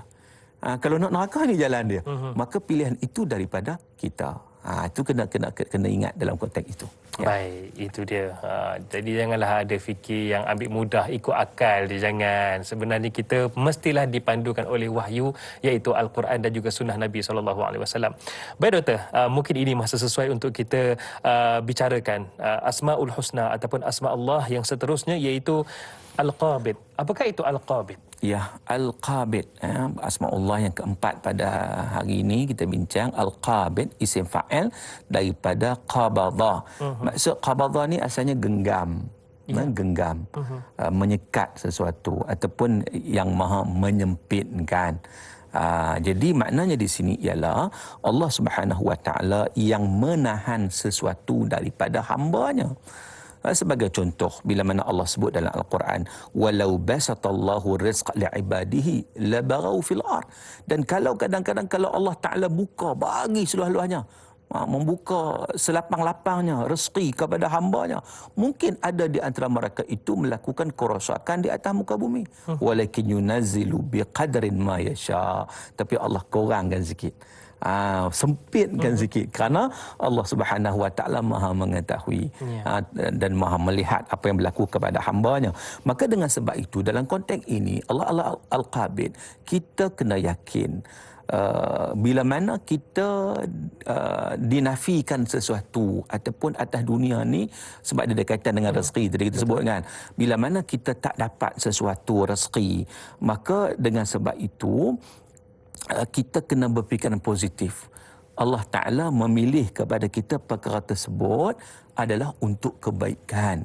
Berapa ramai orang yang tak disempitkan rezekinya, diluaskan rezekinya, lalu dengan diluaskan rezekinya itu dia berada dalam keadaan yang engkar pada Allah. Macam Qarun. Kita baca sejarah Qarun yang dirakamkan oleh Allah dalam Quran. Sangat kaya. Sampai hari ini orang panggil harta karun. Punyanya hebat Qarun itu. Nama dia sampai sekarang diketahui. Tetapi oleh kerana dia engkar kepada Allah Subhanahu Wa Taala, dia tewas dengan harta yang banyak, maka dengan sebab itu Allah Taala hancurkan dia, musnahkan dia. Bahkan dia ditenggelam bersama dengan harta-hartanya. Kalau kita pergi Mesir, pergi satu tempat nama dia Fayyum, orang akan tunjuk kita situ Tasik Qarun kata. Tasik Qarun. Dikatakanlah Allah Alam tempat di situlah yang kata Qarun ditenggelamkan di situ bersama dengan harta-harta dia. Jadi itu yang pertama. Yang keduanya, Allah Ta'ala lah juga yang maha menyempitkan hati manusia yang engkar pada Allah. Sebagaimana dalam surah Al-An'am Allah sebut, may yuridillahu an yahdiyahu yashrah sadrahu lil Islam wa may yurid an yudhillahu yaj'al sadrahu dayiqan haraja ka'annama yas'adu fis sama.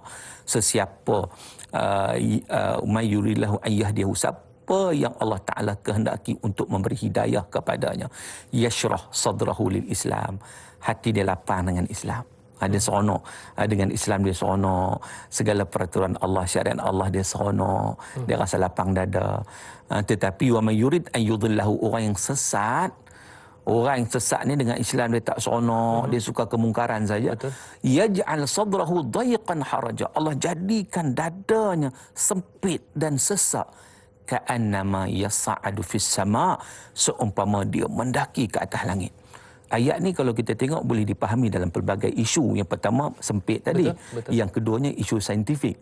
1400 tahun dulu Allah Ta'ala cerita bagaimana sempit dada ketika naik ke atas langit. Hari ini baru kita tahu naik atas semakin lama kurang oksigen. Kurang oksigen menyebabkan sebenarnya telah diberitahu 1400 tahun dulu Doktor. Dada kita makin sempit kan. Kita terpaksa minta bantuan oksigen. Jadi 2 dalam 1 itu ayat tersebut kan. Jadi di situ juga menunjukkan kehebatan keagungan Al-Quranul Karim yang memberi kepada kita sesuatu yang perlu kita fahami dan juga kita hayati. Ya. Baik Doktor, ada yang Allah sempitkan untuk Allah berikan hikmah. Dan ada juga bila disempitkan rezekinya kerana balasan atas apa yang dilakukan di dunia ini. Jadi insya-Allah perinciannya kejap lagi Doktor ya. Jadi kalau anda semua nak tahu apakah soalan secara detail, secara terperincinya daripada saya, terus setia tanyalah Ustaz, biar tahu jangan keliru. Kembali selepas ini.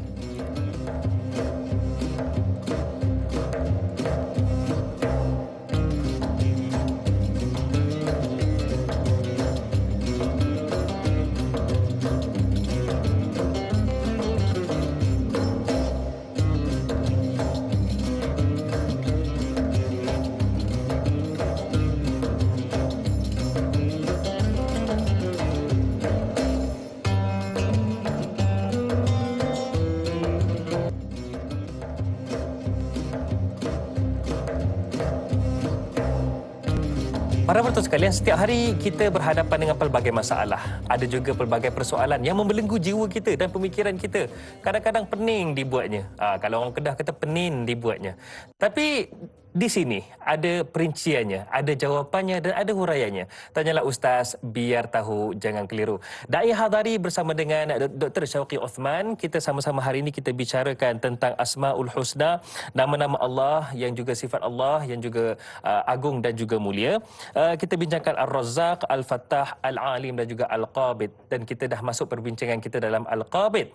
Baiklah Doktor, sebelum kita rehat tadi, saya ada satu soalan yang juga mewakili para penonton di luar sana. Bagaimana dalam Allah menyempitkan mungkin rezeki lah, kalau kita fikirkan skop rezeki, ia adalah satu hikmah supaya kita jadi lebih dekat dengan Allah. Akan tetapi ada satu sudut pandang yang lain, ia juga mungkin jadi sebagai satu balasan, di mana ada orang yang sombong, kedekut, angkuh, tiba satu masa Allah berikan kesempitan dalam hidup dia. Bagaimana dia perlu sedar, ataupun setiap manusia itu perlu sedar bahawasanya Allah ada hak untuk menyempitkan rezeki seseorang kerana derhakanya dia. Silakan Doktor. Baik, kesemuanya di bawah kekuasaan dan milik Allah Subhanahu Wa Taala. Allah Maha menyempitkan dan Allah Taala juga Maha melapangkan. Ya. Jadi kadang-kala bila mana Allah Taala menyempitkan sesuatu itu, ada hikmah-hikmah yang tersendiri. Dan bagi orang yang ingkar pada Allah, kadang-kadang Allah bagi lagi banyak pada dia. Bukan nak sempit kan? Yeah. Kadang-kadang Allah bagi lagi banyak pada dia sebagai satu tanda apa? Sebagai satu istidraj, dia panggil. Satu istidraj kepada dia sehingga dia rasa bahawa dia tak perlu lagi kepada Allah Subhanahu Wa Taala. Aku tak solat pun aku kaya. Dia tak solat pun dia kaya. Dia tak payah infak, tak sedekah pun bertambah kaya. Yeah. Jadi sebenarnya itu sebagai satu bentuk istidraj yang Allah Subhanahu Wa Taala akan boleh ambil bila-bila, anytime. Bila-bila Allah boleh hancurkan manusia-manusia sombong, manusia-manusia engkar. Sebab itu kalaulah orang yang sombong, yang engkar ini, kita sewajarnya melihat bagaimana umat-umat dulu yang sombong. Kalau orang sekarang sombong, sebenarnya orang dulu lagi sombong, lagi hebat. Lagi dahsyat. Lagi dahsyat.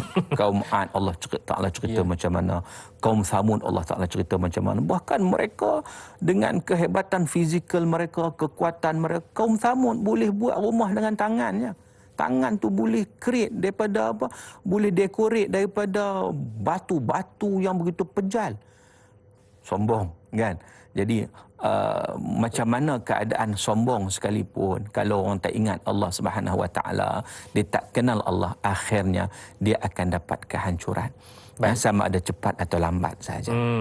Allahu Akbar, bila dengar tu rasa risau pula doktor ya. Kita kena sentiasa sedar dirilah kita hamba Allah yang sentiasa ada kelemahannya. Doktor, Meluk Osman di Facebook kita ni katanya, Assalamualaikum Ustaz dan Da'i. Waalaikumsalam. Al-Qabid bermaksud maha menyempitkan. Apakah hikmahnya Allah Subhanahu Wa Taala menyempitkan rezeki hamba-Nya walaupun telah berusaha, namun masih tak mencukupi, ditambah pula dengan kesempitan-kesempitan akibat adanya wabak COVID-19 ketika ini? Mungkin doktor boleh bagikan perincian. Baik, terima kasih kepada yang bertanya. Ibnu Athir telah menyatakan bahawa innallah yumsikur rizq, Allah Subhanahu wa taala yumsikur rizq wa ghairahu minal asya' anil ibad bilutfihi wa hikmatihi. Sebenarnya bila mana Allah Subhanahu wa taala menyempitkan, menahan rezeki daripada seseorang itu, bukan bermakna Allah Taala tak suka pada dia, tidak. Tetapi ada hikmah-hikmah. Allah tidak zalim. Allah tak zalim, Allah bagi banyaklah kalau ikutnya, kan. Memanglah kita ada kesempitan sikit, tapi Allah bagi lagi banyak daripada itu. Nikmat Allah Ta'ala ni, wa in ta'udu ni'matallah la tuhsuha. Kalau kita nak hitung nikmat Allah, tak terhitung, sangat-sangat banyak. Mungkin dari sudut rezeki, dari sudut duit kita kurang.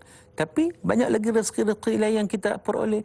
Nikmat mata Allah masih bagi pada kita, nikmat tangan, nikmat kaki, nikmat telinga, nikmat hidung, nikmat boleh bernafas, nikmat boleh makan. Ada orang rezeki banyak, contoh dari rezeki kebendaan lah, banyak, duit banyak, kan, jutawan, bilioner, tapi makan roti kosong dengan air suam. Betul. Kan? Jadi kita ni tak apa nak ada ni, kira kalau makan ni sedap sangat, kan. Jadi masing-masing lah, masing-masing ujian. Kita kena lihat dalam konteks yang positif. Jadi di situ Allah nak supaya apa? Supaya kita mengadu pada Allah. Itu bila mari ada masalah, ada musibah, terutama dalam suasana COVID-19 ni, jadi Allah nak apa? Supaya kita tu kembali pada Allah, mengadu pada Allah. Allah nak dengar rintihan kita. Yang itu positifnya. Jadi kita lihat dalam konteks itu. Jadi insya-Allah kebaikan itu sebenarnya lebih banyak daripada ujian yang kita peroleh. Ujian musibah itu sebenarnya dia menolak kepada satu perkara yang lebih baik untuk kita, iaitu dengan kita boleh mendekatkan diri kepada Allah Subhanahu Wa Taala. Sikit doktor. Ya. Itu ada orang, sepatutnya lagi dekat dengan Allah. Ada orang bila disempitkan rezeki, lagi dia pergi jumpa bomoh. Macam mana tu doktor? Sebab itu perkara ini kena ada ilmu. Kata Nabi SAW ada juga, kadal faqru an yakuna kufra. Kadang kefakiran tu, kemiskinan itu boleh bawa pada kufur. Kufur terus. Kufur. Sebab apa? Sebab dia tak beriman pada Allah. Dia tak ada ilmu. Dia tak yakin kepada Allah Ta'ala. Bila susah sikit, mulalah dia pergi cari bomo ke, dia cari benda syirik, asalkan kok mana dia nak dapat benda yang rezeki, dia tak peduli, kan. Jadi kadang-kadang berlaku seumpama itu. Maka dengan sebab itu kena ada ilmu, kena faham, kita kena kenal Allah Subhanahu Wa Ta'ala. Jadi insya-Allah bila kita faham, kita kenal Allah Ta'ala, kita akan berada pada jalan yang benar, jalan yang baik. Allah uji kita, setiap ujian itu ada kebaikan dia. Janganlah pula bila ada ujian kewangan ni, ada pula pergi menikam nombor, menurun pula kat busut. Jangan dibuat. Na'udzubillah min zalik. Baik doktor, soalan daripada Nurul Hidayah Saifuddin di Facebook kita ini juga. Katanya, Assalamualaikum Ustaz Da'i. Waalaikumsalam. Apakah kesempitan yang berlaku kepada manusia andai Allah ingin menyempitkan hidupnya?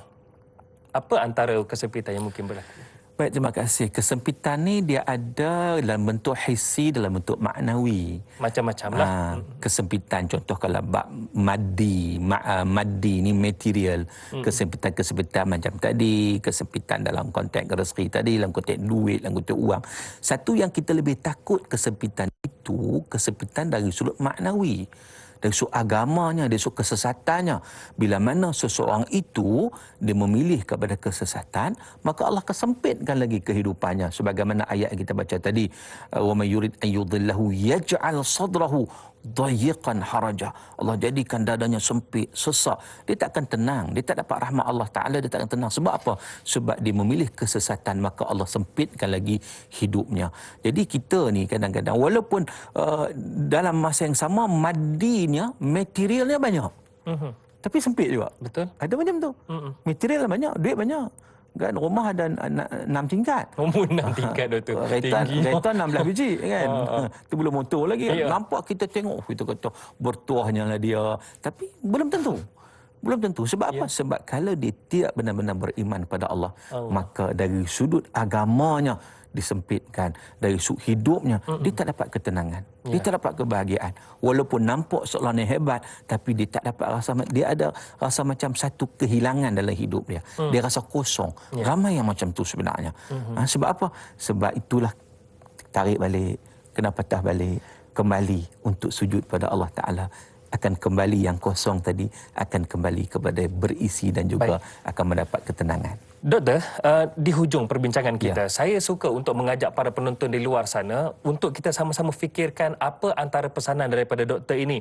Kita dah belajar tentang Al-Fattah. Allah itu Maha Pembuka Rahmat. Allah itu juga pembuka hati, bahkan pembuka rezeki juga.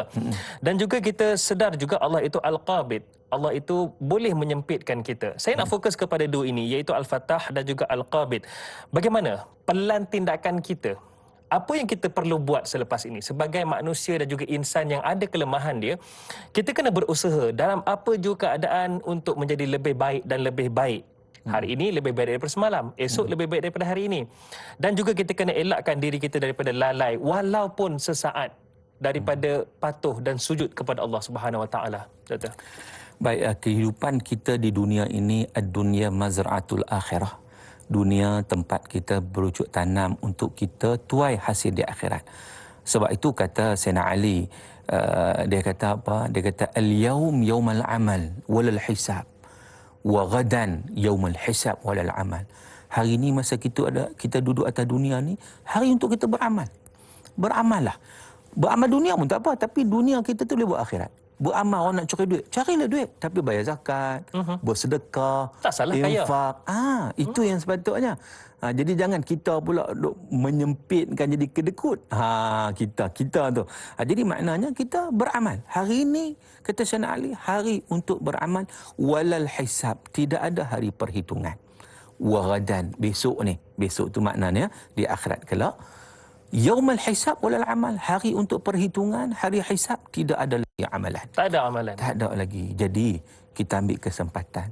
Sementara nyawa di kandung badan, apatah lagi umur kita bukan panjang pun. Dalam hadis riwayat Imam At-Tirmizi, Nabi kata a'maru ummati baina 60 wa 70. Umur umatku antara 60 hingga 70. Itu average lah. Jadi dengan 60 70 ni tengok sekarang umur berapa dah? Balance berapa dah? Hadri berapa? Saya 32. 32. Nak pergi ke 60 tu lebih kurang 30 tahun lagi. Lebih kurang lah. Lebih kurang. Kalau betul-betul sampailah kan. Jadi mudah-mudahan panjang umur lah insyaAllah. Dengar tu risau kan. Jadi nak balik drive aku takut dah lagi. Jadi maknanya kita lihat masa kita, kalau kita tak ambil manfaat betul-betul, kita tak buat yang terbaik, kita tidak beramal. Bila kita start, kita nazaknya, waktu tu kita menangis air mata darah sekalipun, dia tak boleh buat apa dah. Tak boleh buat apa dah. Inna Allah la yaqbilu taubatal abdi ma lam yughraqir. Inna Allah yaqbilu taubatal abdi ma lam yughraqir. Allah Ta'ala terima taubat hambanya selagi mana nyawa belum sampai gharghara, sebelum sampai ke halkum. Jadi ambillah kesempatan, sama-samalah saya nasihat diri saya dan juga semua sahabat-sahabat semua. Sama-sama kita merenung masa yang ada pada kita ni, jangan kita sia-siakan. Al-waqtu huwal hayah. Waktu itu nyawa kita. Dan kata Hasan Basri, dia kata, ya bena Adam, innama antal ayyam, idza dhahaba yawmuka dhahaba ba'duka. Wahai anak-anak Adam, sesungguhnya kamu ini umpama hari. Berlalunya hari, satu hari hidup kamu bermakna berlalunya sebahagian nyawa kamu. Allahu Akbar. Baiklah doktor, sebagai penutup program ataupun penutup perbincangan kita pada hari ini, mungkin indah jika kita sama-sama pohon kepada Allah Subhanahu Wa Taala, terutamanya untuk ditetapkan iman kita. Jadi mungkin doktor boleh ketuai bacaan doa, silakan doktor.